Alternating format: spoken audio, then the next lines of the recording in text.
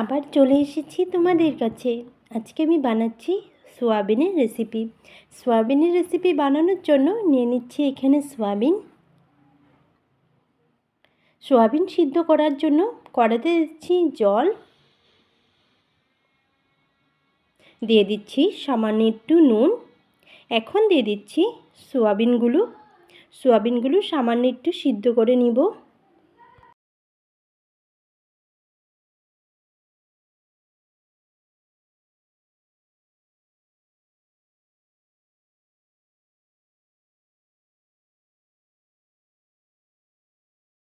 সোয়াবিনগুলো সিদ্ধ হয়ে গেছে, এখন নামিয়ে নিচ্ছি।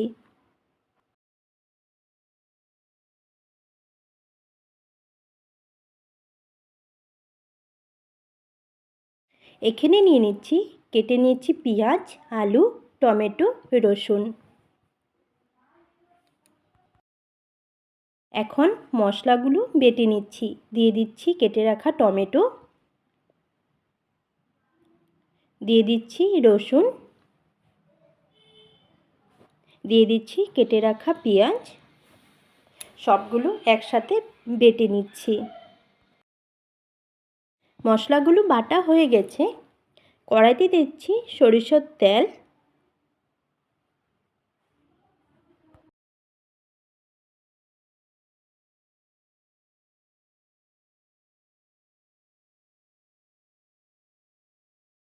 তেল গরম হয়ে গেছে। এখন ভেজে নিচ্ছি কেটে রাখা আলুগুলো।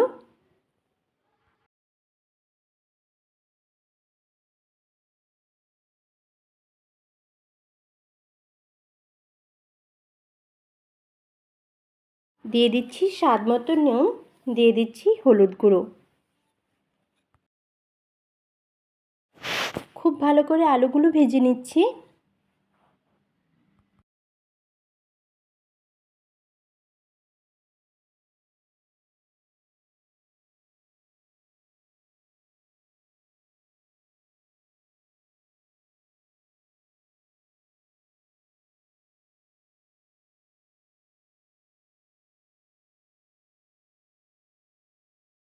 সিদ্ধ করে রাখা সোয়াবিনগুলোতে দিয়ে দিচ্ছি কর্নফ্লাওয়ার, দিয়ে দিচ্ছি হলুদ গুঁড়ো, দিয়ে দিচ্ছি শুকনো লঙ্কার গুঁড়ো, দিয়ে দিচ্ছি সামান্য একটু নুন। সোয়াবিনের মশলা খুব ভালো করে মেখে নিচ্ছি। সোয়াবিনের মশলাগুলো মাখানো হয়ে গেছে, আলু ভাজা হয়ে গেছে। এখন নামিয়ে নিচ্ছি।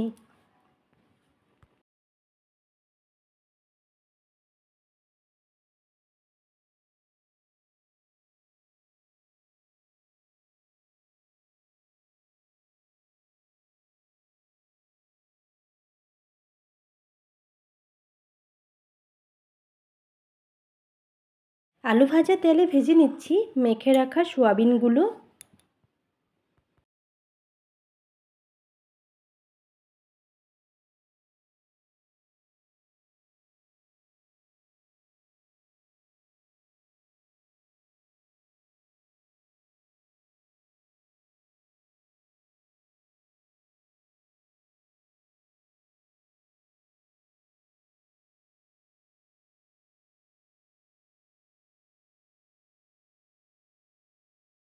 সোয়াবিনগুলো ভাজা হয়ে গেছে, এখন নামিয়ে নিচ্ছি।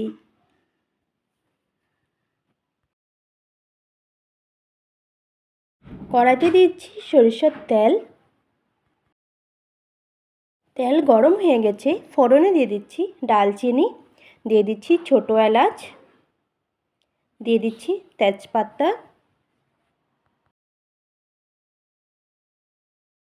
ডালচিনি, ছোটো এলাচ, তেজপাতা সামান্য একটু ভেজে নিচ্ছি।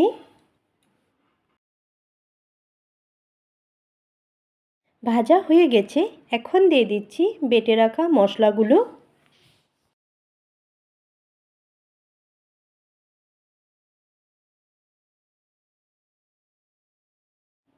মশলাগুলো কিছুক্ষণ ভেজে নিচ্ছি।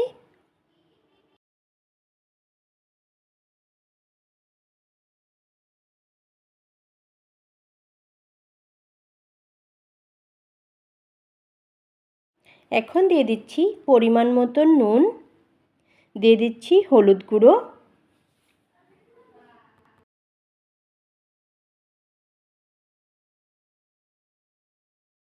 দিয়ে দিচ্ছি শুকনো লঙ্কার গুঁড়ো, দিয়ে দিচ্ছি জিরে গুঁড়ো। মশলা খুব ভালো করে ভেজে নিচ্ছি।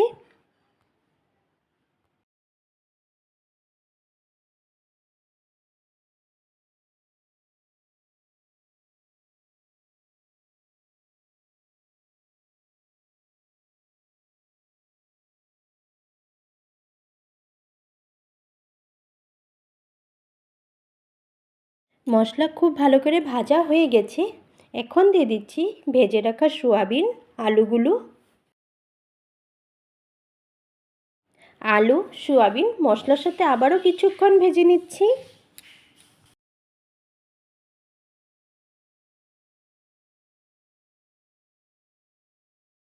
ঝালের জন্য দিয়ে দিচ্ছি কাঁচা লঙ্কা।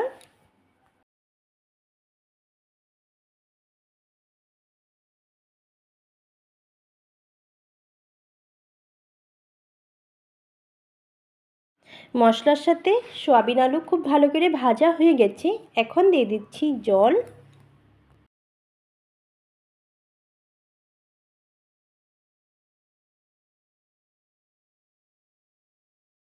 ঝোল খুব ভালো করে ফুটিয়ে নিব। আমি বানাচ্ছি আমার ছেলের জন্য, এর জন্য আমি একদমই ঝাল দিচ্ছি না। আপনারা চাইলে কাঁচা লঙ্কা বেটে দিতে পারেন। বাচ্চারা তো ঝাল খুব কম খায়, এর জন্য আমি ঝাল দিইনি।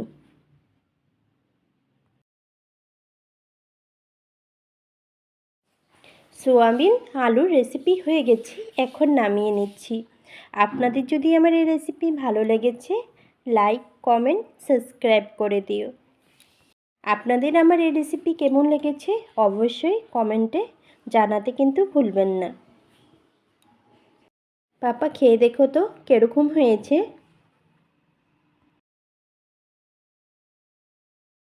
মা টেস্টি হয়েছে।